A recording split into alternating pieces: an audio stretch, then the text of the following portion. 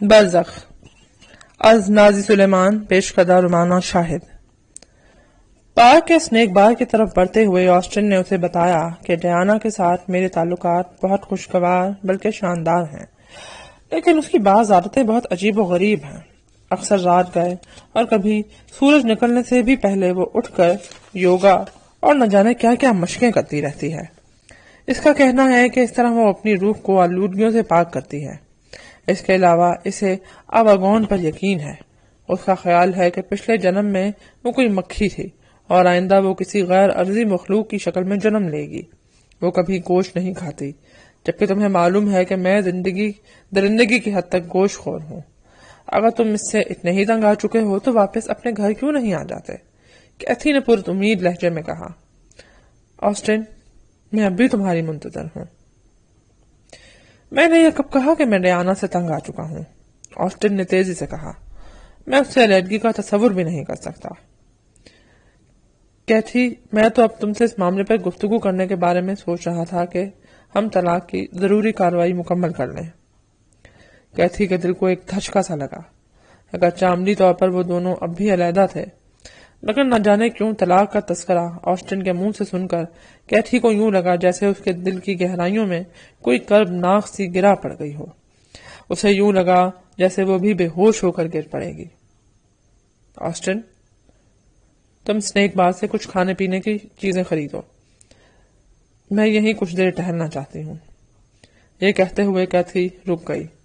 Aston چند لمحے اسے حیرت سے دیکھتا رہا، پھر سنیک بار کی طرف بڑھ گیا۔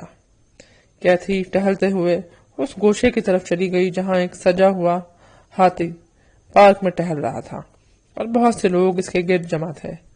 ہاتھی کے ہودے پر ہری کرشنا کی کچھ پیروکار اپنے گرد کے ساتھ سوار تھے، اپنے گرو کے ساتھ سوار تھے۔ کیتھی اگرچہ ہاتھی کو دیکھ رہی تھی، مگر اس کا ذہن ابھی تک آسٹن کی باتوں میں الجھا ہوا تھا۔ اسے یوں محسوس ہو رہا تھا جیسے گہری تاریکی اس کے وجود کے گرد لپٹی جا رہی ہے۔ ایک لمحے کے لیے اسے یوں محسوس ہوا جیسے اس کے ارد گرد کا سارا منظر نگاہوں سے اوجھل ہو گیا ہے۔ اس کے ہاتھ ٹھٹر رہے تھے اور اس کے بدن میں ایک نامانوس سی لہر سنسنا رہی تھی۔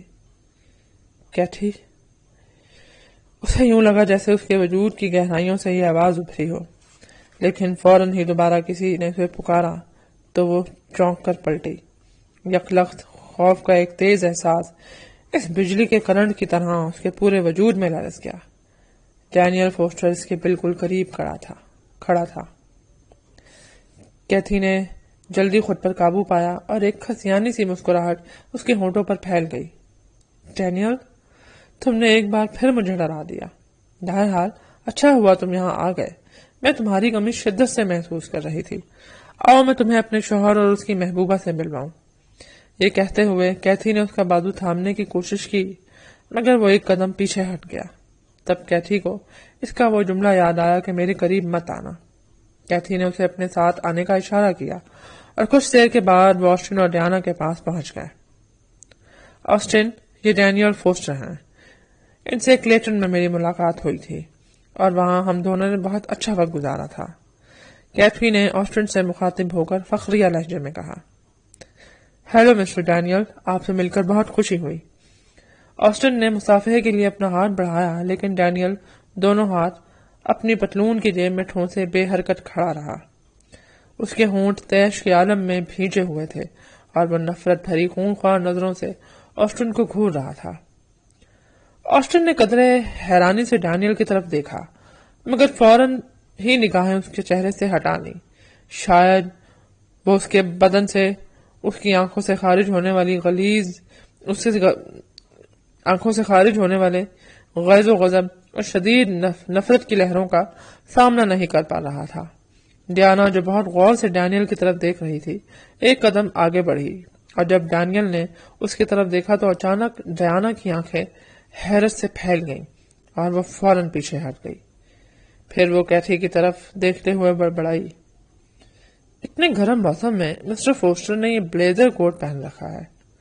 آسٹن نے ایک بار پھر سر اٹھا کر ڈینیل کی طرف دیکھا، جو ابھی تک نفرت انگیز نگاہوں سے اسے گھور رہا تھا۔ پھر اس نے ڈیانا کو بازو سے تھاما اور کیتھی سے مخاطب ہوتے ہوئے بولا، اچھا کیتھی، ہم چلتے ہیں، پھر ملاقات ہوگی، خدا حافظ۔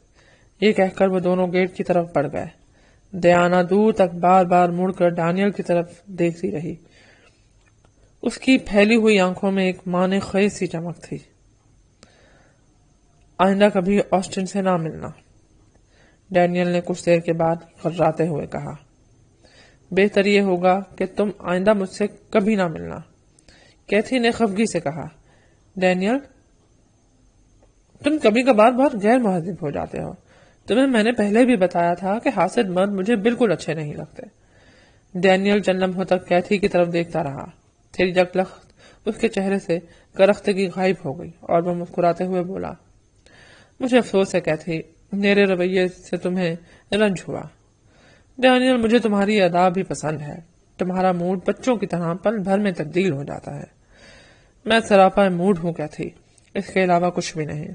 کبھی سراپا خوشی، کبھی سراپا غم، کبھی سراپا محبت، تو کبھی نفرت۔ ڈینیل نے جیسے اپنے آپ سے کہا۔ کیسی انوکھی بات ہے ڈینیل، کچھ دیر کے بعد کیتھی نے شگفتگی سے کہا۔ آج جہاں میرے دو محبوب یکجا تھے، کاش ہیڈلے بھی یہاں ہوتا تو کتنا مزہ آتا۔ ہاں ہیڈلے، ڈینیل نے تیزی سے کہا، میں ہیڈلے سے بھی مل چکا ہوں۔ جارج ہیڈلے ہے نا اس کا پورا نام؟ کیتھی حیرت سے منہ کھولے اس کی طرف دیکھ رہی تھی۔ اسے بالکل یاد نہیں تھا کہ اس نے کبھی ڈینیل سے ہیڈلے کا ذکر کیا ہو۔ تم اس سے کہاں ملے ہو ڈینی؟ وہ تو شاید مر چکا ہے، کیتھی نے کچھ دیر کے بعد کہا۔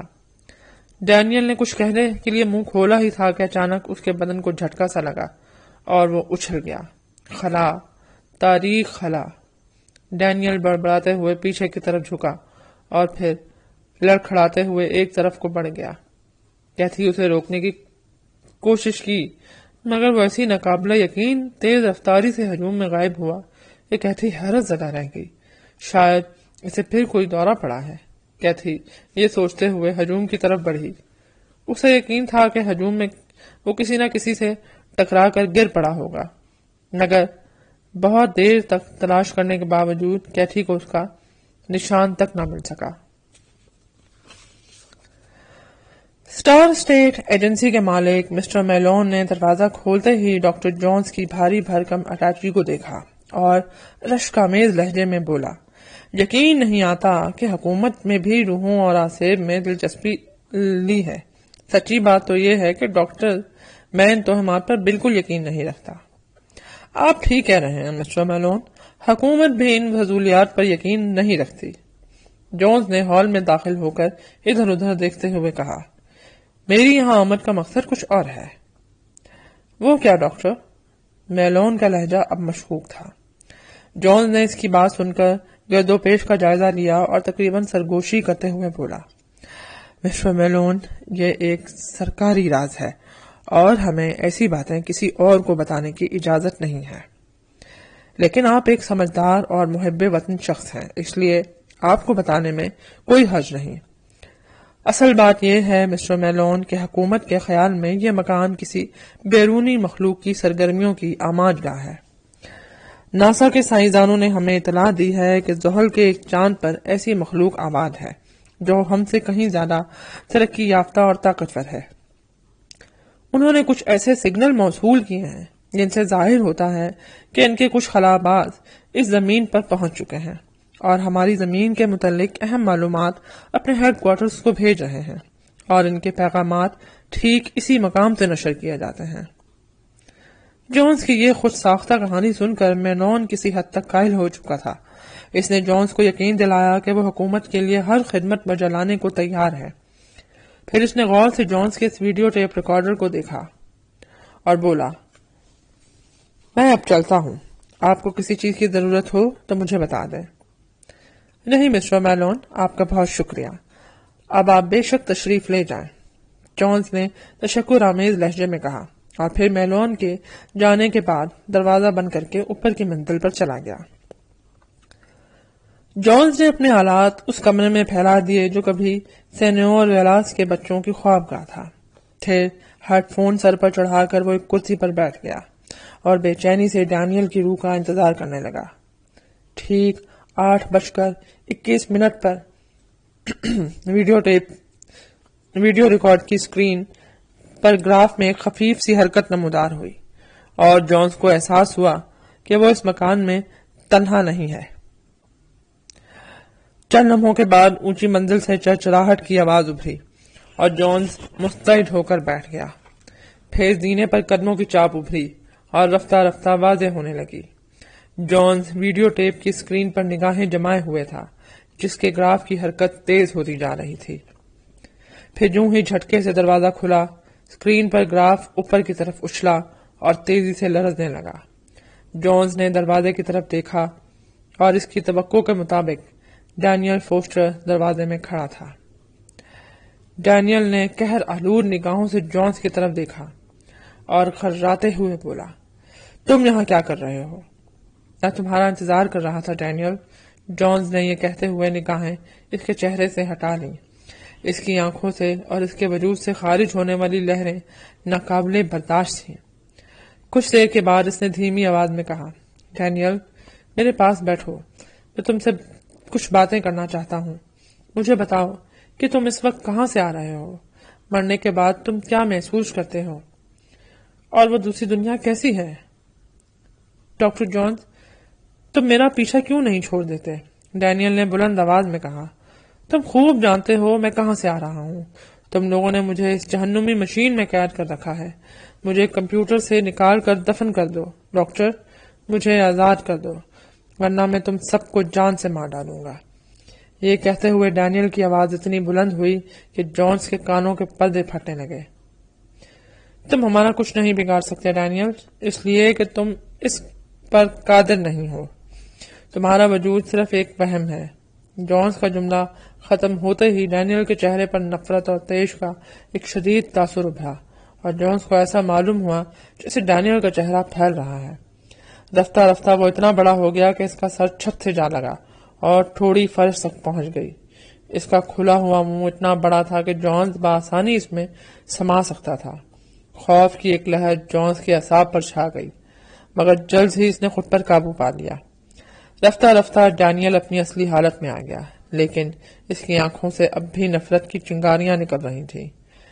ڈینیل نے اپنے نیلے کوٹ کی جیب سے ایک لائٹر نکالا اور جونز کی طرف بڑھتے ہوئے بولا، تمہارا خیال ہے میں ایک وہم ہوں؟ یہ کہتے ہوئے ڈینیل نے لائٹر جلایا اور بولا، اس پر ہاتھ رکھ کر دیکھو اور بتاؤ تم کیا محسوس کرتے ہو؟ جونز نے اپنا ہاتھ آگے بڑھایا اور لائٹر کو اوپر رکھ دیا، مگر اگلے ہی لمحے اس نے اپنا ہاتھ ہٹانا پڑا۔ لائٹر کے شعلے نے اس کی ہتھیلی کو جلا کر راکھ کر دیا تھا اور وہ بری طرح ہاتھ جھٹک رہا تھا۔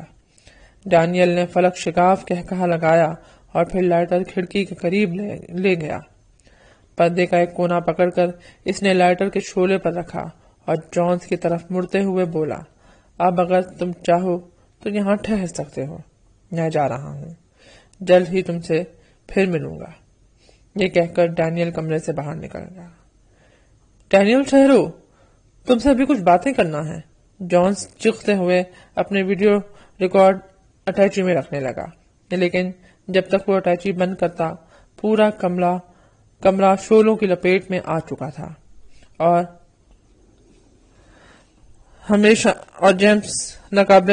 تپش ناقابل برداشت ہو رہی تھی۔ جونز کا دم گھٹنے لگا تھا۔ اس نے جیسے تیسے اٹیچی کو بند کیا، پستول نکال کر ہاتھ میں پکڑا اور کھانستے ہوئے باہر آ گیا۔ نچلی منزل دھوئیں سے بھری ہوئی تھی۔ جونز دائیں ہاتھ میں پستول تھامے ڈینیل کو مختلف کمروں میں تلاش کرتا رہا، مگر وہ شاید باہر جا چکا تھا۔ جونز نے بیرونی دروازہ کھولا اور باہر آ گیا، مگر جوں ہی اس نے باہر قدم رکھا کئی تیز روشنیاں اس کے چہرے پر پڑیں۔ اس کی آنکھیں چندھیا گئیں۔ اس نے ان روشنیوں سے بچنے کے لیے اپنا دایاں ہاتھ اٹھایا، مگر اسی وقت چند دھماکے ہوئے اور جونز کو ایسا محسوس ہوا جیسے پگھلا ہوا گرم سیسا اس کے سینے میں اتر گیا ہے۔ اسٹار اسٹیٹ ایجنسی کا مالک مسٹر میلون اپنے دفتر میں بیٹھا ہوا محلے والوں کو اپنے کارنامے کی تفصیلات بتا رہا تھا۔ میں تو اس کی باتوں میں آ گیا تھا وہ بدماش کہہ رہا تھا کہ میں حکومت کی طرف سے آیا ہوں، لیکن جب میری نظر اس کے کوٹ کی اندرونی جیب میں رکھے ہوئے پستول پر پڑی تو میں سمجھ گیا کہ وہ جھوٹ بول رہا ہے۔ یہ کہہ کر میلون نے فخریہ نگاہوں سے سامعین کی طرف دیکھا اور بولا، بس جناب، میں نے سوچا کہ یہ کسی جرائم پیشہ تنظیم کا آدمی ہے۔ میں نے فوراً پولیس کو خبر کر دی اور چند ہی منٹ میں انہوں نے مکان کے گرد گھیرا ڈال دیا۔ پھر وہ منظر تو آپ نے بھی دیکھا ہوگا جب مکان سے نکلتے ہی اس نے پولیس والوں پر پستول تان لیا، لیکن آفرین ہے پولیس کے جوانوں پر انہوں نے اس بدماش کو فائر کرنے کا موقع ہی نہ دیا۔ سامعین نے سر ہلایا اور تعریفی نگاہوں سے میلون کی طرف دیکھنے لگے۔ کلیٹن میڈیکل سینٹر میں مختلف اسپتالوں سے آئے ہوئے ماہر ڈاکٹر اور یونیورسٹیوں کے پروفیسر جمع تھے جنہیں ڈاکٹر ایون نے مدعو کیا تھا۔ وہ سب بغور اس کمپیوٹر کا مشاہدہ کر رہے تھے جس میں موجود ڈینیل فوسٹر کا دل زور زور سے دھڑک رہا تھا اور جو چند لمحوں کے بعد ڈینور منتقل کیا جانے والا تھا۔ روانگی سے پہلے آرون نے، جو صبح ہی ڈینور سے یہاں پہنچا تھا، تمام ڈاکٹروں کو اس مشین کی کارکردگی اور افادیت سے آگاہ کیا۔ 11 بجے کے قریب وہ کمپیوٹر کو ایک خصوصی گاڑی میں منتقل کر چکے تھے اور اس تمام کارروائی میں انہوں نے ایسا خصوصی انتظام کیا تھا کہ ایک لمحے کے لیے بھی کمپیوٹر کی برقی رو منقطع نہ ہونے پائی۔ کمپیوٹر کو اٹھانے سے پہلے انہوں نے اس کے تار ایک ہیوی ڈیوٹی بیٹری سے جوڑ دیا اور پھر اسے احتیاط سے ٹرک پر منتقل کر دیا۔ ٹرک کے روانہ ہونے سے پہلے ڈاکٹر ڈیٹن نے آرون کو علیحدگی میں لے جا کر ان سارے واقعات سے آگاہ کیا جو اب تک پیش آ چکے تھے۔ آرون نے اگرچہ بڑے سکون سے اس کی بات سنی، مگر اس نے ڈاکٹر ڈیٹن کے ایک لفظ کا بھی یقین نہ کیا۔ میں اسٹینڈرڈ کارپوریشن کے ماہرین سے اس کا تذکرہ کروں گا، اور آرون نے ڈیٹن کا شانہ تھپ تھپاتے ہوئے کہا، اور پھر ٹرک میں بیٹھ کر ڈینور کے لیے روانہ ہو گیا۔